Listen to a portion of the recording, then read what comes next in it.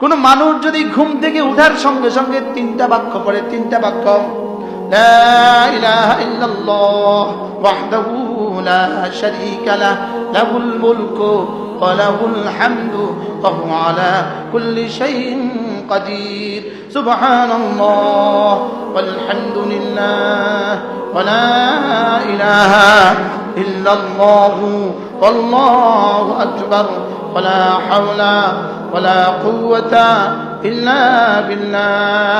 আল্লাহর নবী বলেন এই কালিমাগুলো পড়ে যদি তুমি যে কোনো দোয়া করবা সব দোয়া কবুল। তাহলে এবার বলেন, আল্লাহ আমার বিয়ের ব্যবস্থা করে দাও, আমিন করেন।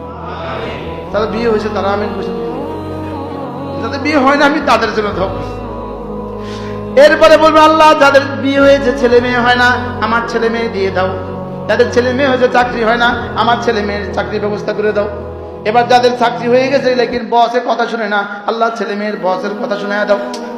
অর্থাৎ যা যা লাগে সব চাইবো।